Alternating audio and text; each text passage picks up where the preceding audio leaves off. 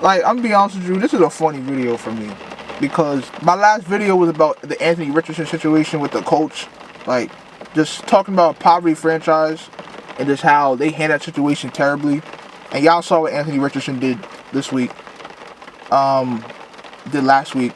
This is hilarious, okay? This is something where, like, I'll never understand, just from a fan standpoint, how a team like the Jets, for example, how do you get so much talent, so much, you guys have that roster is stacked, okay? And that roster is specifically stacked because of the general manager. So when I look at my phone and I see that you guys fired the GM, I'm looking around the room like, am I missing something here? Did he do something to the owner's wife or something? What made this happen? Because from very last I checked, all those young players that are dogs on offense, defense, he picked them. Quinton, Sauce, like, all these dudes were picked or handpicked by him. What are we talking? Garrett Wilson. Look, all these dudes were picked by him.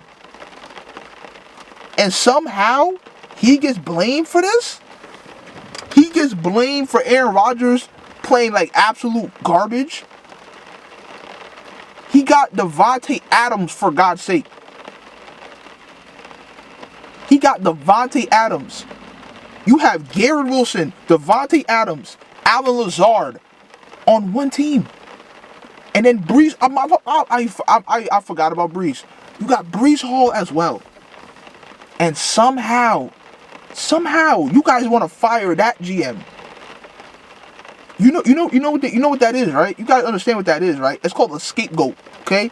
And that's definitely because of the owner. So now we know who the real culprit of why this team is not working out. It is the damn owner. This owner, there's no way you're looking at this team and you're like, yeah, I'm going to get rid of this GM first. Because now I'm hearing they're going to get rid of Aaron Rodgers now. And I wouldn't necessarily hate it, but I also wouldn't like it just because it's only been 1 year, okay? Now, don't get me wrong. He looks washed. He washed up right now. Washed up. I'm an Aaron Rodgers fan, okay? But he's washed up. He's trash. Like, I can't even believe what I'm seeing from his play. He is terrible. And he has no excuses either. He has a stacked offense. The offense is stacked. But the main issue is that their O-line is completely terrible. Now, I don't know why you guys decided to go all in on a 39-year-old, damn near pushing 40, with no O-line. I don't know why you guys decided to go all in for a guy like that, but you guys did. Now, it's not just any 39 to pushing 40-year-old, okay? Obviously, he's a two-time MVP, Super Bowl champ. Like, he's solidified, Hall of Famer. But you guys decided to go all in for this guy. And now you're about to backtrack now? After 1 full year? Davante went to the Jets because of Aaron Rodgers. So you have Davante Adams now. You have Garrett Wilson now. You got Breece Hall. You better see this through. Now, if next year he's trash, okay, I'll probably get rid of him mid-season. If they're completely trash next year. But you come on. I know the Jets, and this is what I think it really is. It's just like the Jets owner is just feeling so guilty because they went all in on this old freaking geezer. All in. They put all their marbles into one basket. And then first play, he gets hurt, out for the season. Second year, this is one of the worst teams I've seen play in my life. And then you fired a head coach, which I'm still debating on whether that was a good decision or not. And obviously it's not really a good decision because that defense is playing terrible now. The defense is terrible. You have all these young stars on this defense, and they can't guard nothing. Sauce Gardner is getting cooked. The sauce ran out. They're calling Sauce Ahmed now. They're calling Sauce Ahmed Gardner now. They're not even calling him Sauce Gardner no more. It's really rock bottom for the Jets, bro. It's really rock bottom. I don't know how. Like I said, I don't know how you could blame the GM for this. The overall, you guys you guys didn't think this thing. You guys didn't think this stuff through. Like, if you're gonna stack a team against an old Hall of Famer, you gotta get an O-line. You have to get the best O-line you can get. That's the first thing the Buccaneers did when Tom Brady went to the Bucs. They stacked that team with O-line. O-line, they got defensive players, they got receiver. They stacked the team, bro. That's what you have to do. Y'all just focus on skill players. Y'all got the running back, y'all got the receivers. Damn near you sign like 4 or 5 Green Bay players. And on defense, they're all young stars, but they're dumb nice. They were nice last year. This is supposed to be a no-fly zone. DJ Reed and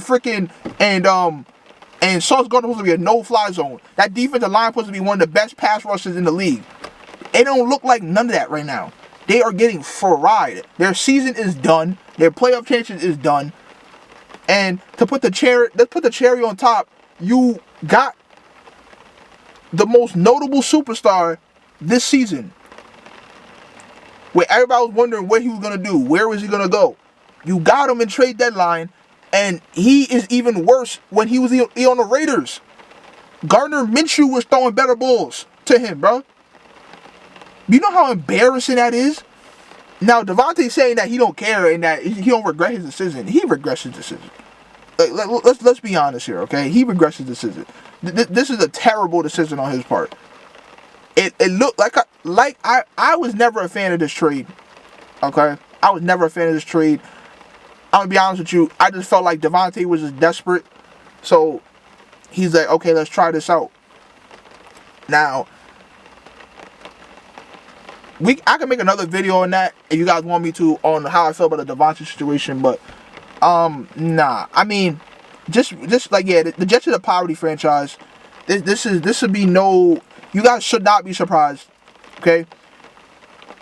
You guys should not be surprised. Poverty franchises do poverty franchise stuff, okay?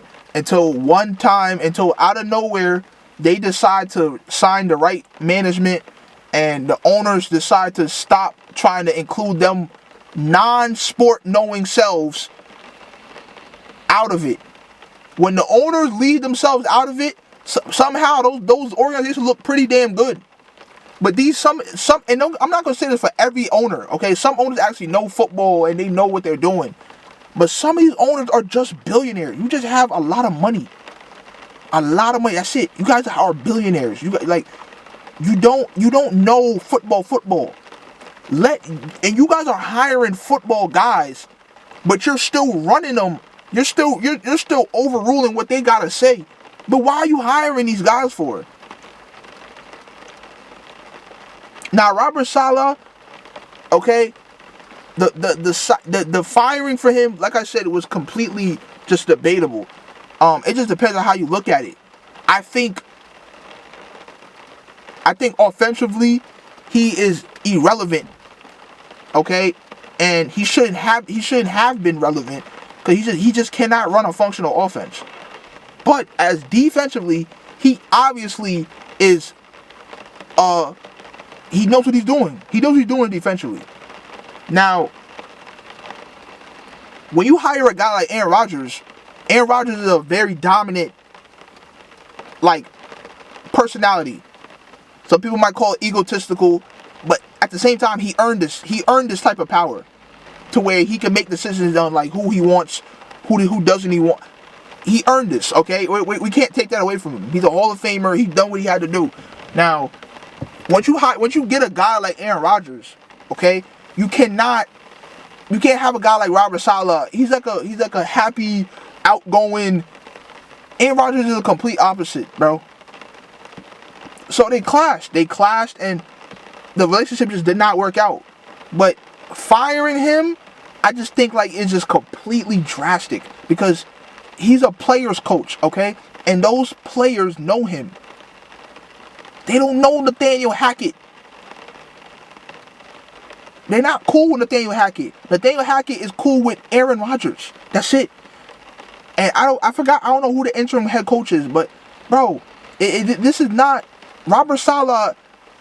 It was pretty much the damn near heart of the team, okay? Because that's how he is as a person. So once you fire that, what are you left with? So, like I said, I feel like this GM firing, it was the same type of situation where they were just blaming somebody, needed somebody to blame because they look stupid. They look extremely stupid right now.